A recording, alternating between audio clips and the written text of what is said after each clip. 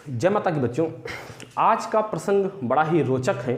आज का प्रसंग समस्त विद्यार्थियों के लिए, समस्त परिवारजनों के लिए और समस्त व्यवसायियों के लिए बड़ा ही उपयोगी है। तो प्रसंग मैंने एक छोटे से बालक की पुस्तक से उठाया है। एक जंगल है, उस जंगल में एक हाथी है और एक छोटा सा बंदर है। तो दोनों बड़े प्यार से रहते हैं, पूरा परिवार उनका बड़ा प्यार से रहता है। दोनों अपने अपने आप में श्रेष्ठ हैं, लेकिन तभी दोनों में मतभेद हो जाता है और बंदर अपने आप को श्रेष्ठ साबित करने की कोशिश कर रहा है, हाथी अपने आप को श्रेष्ठ साबित करने की कोशिश कर रहा है। हाथी कहता है मैं इतना विशालकाय हूँ, कोई अंधा भी, कोई बहरा भी, अरे कोई भी व्यक्ति मुझे देख के कह देगा कि भाई हाथी श्रेष्ठ है, इतना विशालकाय शरीर इसको ईश्वर ने दिया है।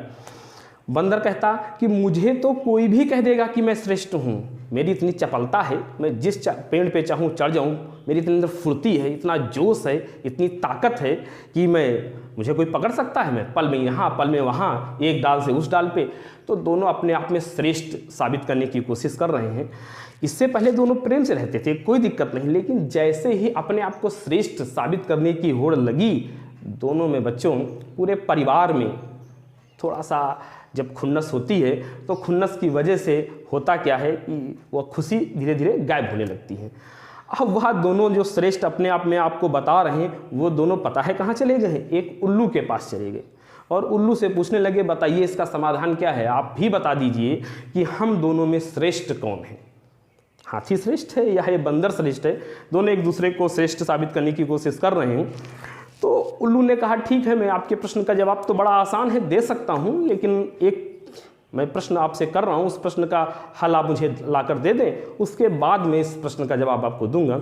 तो दोनों ने कहा ठीक है बताइए वह प्रश्न क्या है। उन्होंने कहा प्रश्न ये है कि आप एक पेड़ से फल तोड़ के ले आइए और वह जब फल मेरे पास आ जाएगा तो मैं उसका जवाब आपको दे दूंगा जो आप प्रश्न पूछ रहे हैं।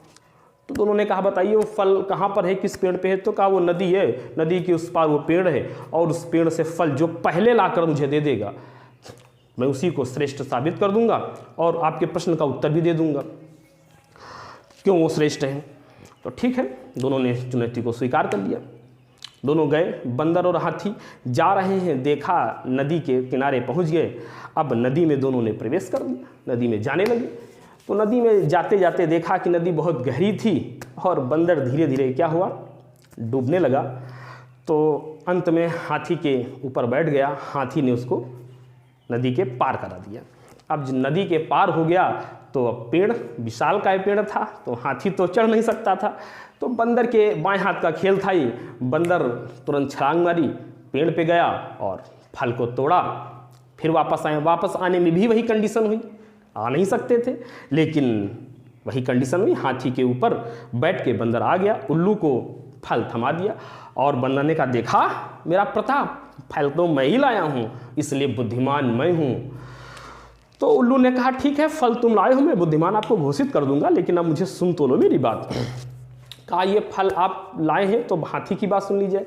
हाथी ने कहा कि हाँ फल तो ये लाए हैं, सही बात है, ये फल ये लाए हैं और इनके हाथ में है, लेकिन हाँ नदी इन्होंने कैसे पार की, जरा इनसे ये पूछो कि इन्होंने नदी को कैसे पार किया। अब बंदर के पास कोई जवाब नहीं था, या तो बंदर झूठ बोलता या बहलाता या अपनी कमियों को छुपाता, लेकिन सच्चाई तो यही थी मेरे प्यारे बच्चों।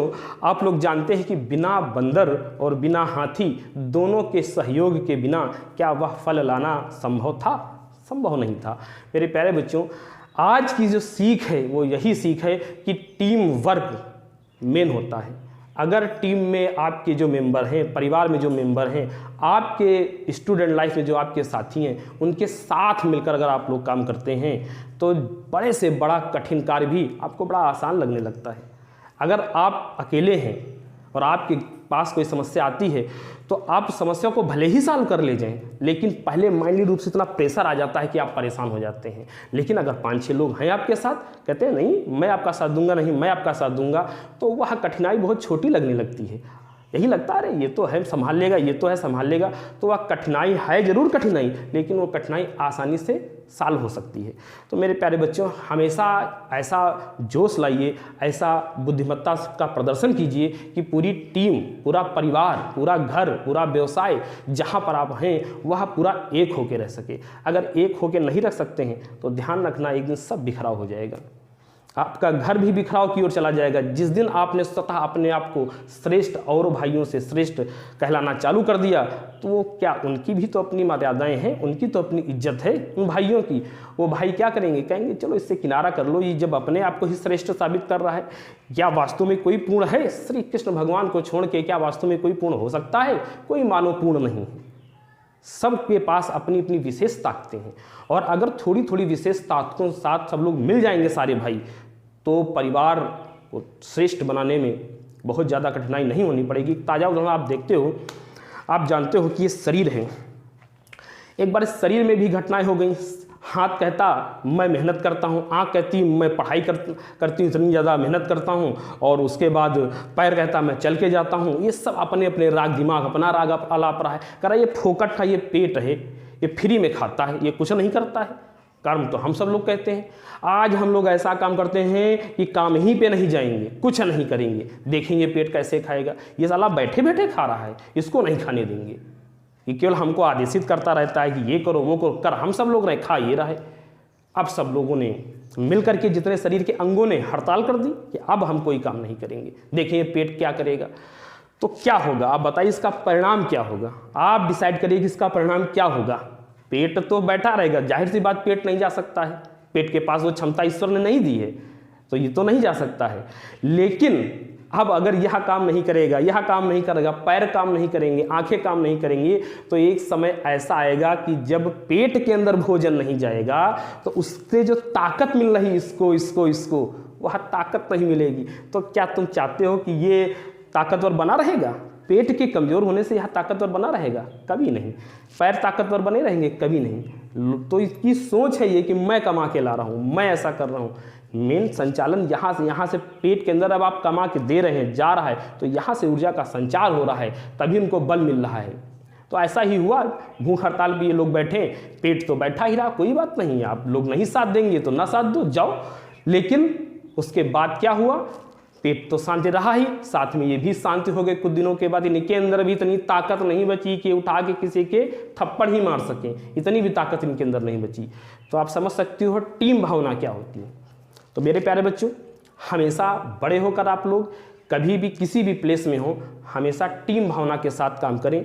एक ऐसा माहौल क्रिएट करें, एक ऐसा माहौल बनाएं कि हमारे भाषा शैली से, हमारी बात, किसी भी व्यवहार से किसी को चोट न पहुँचे। हमेशा वही लीडर श्रेष्ठ है, वही घर को चला सकता है, वही परिवार को चला सकता है, वही फैक्ट्री को चला सकता है जिसके अंदर नेतृत्व करने की क्षमता होगी, जिसके अंदर सहन करने की क्षमता होगी, अपने आप को श्रेष्ठ साबित करने की क्षमता होगी। तो निश्चित ही एक दिन टूटेगा। हाँ, ये जरूर है कि हम आगे बढ़ना हमारे लिए अच्छी बात है, लेकिन सिर्फ मैं ही अच्छा हूँ, मैं ही ताकतवर हूँ, ये गलत है। आप अन्य जो भी भाई हैं, जो भी कर्मचारी, उनको सबको साथ में लेके चलिए।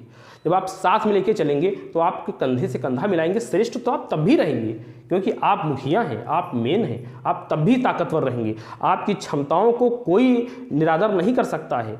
अगर आपके अंदर टैलेंट है तो वह टैलेंट कोई छुपा ही नहीं सकता, ना वो किसी से छुप सकता है। आपके अंदर टैलेंट है तो समाज देखेगा, खुद करेगा। तो मेरे प्यारे बच्चों, आज की सीख यही थी कि सभी लोग एक टीम के साथ काम करें, चाहे वो घर हो, परिवार हो, चाहे कॉलेज हो या कोचिंग हो, या किसी फैक्ट्री में आप काम कर रहे हो, या आगे चल के आप बहुत बड़ा कोई प्लेटफॉर्म तैयार करने वाले हों। तो आप ध्यान रखना कि हम लोग एक टीम के साथ अगर काम करेंगे तो बहुत जल्दी आप आगे बढ़ेंगे। तो मेरे प्यारे बच्चों, मिलते हैं किसी अन्य सुविचार के साथ। हम जय माता दी।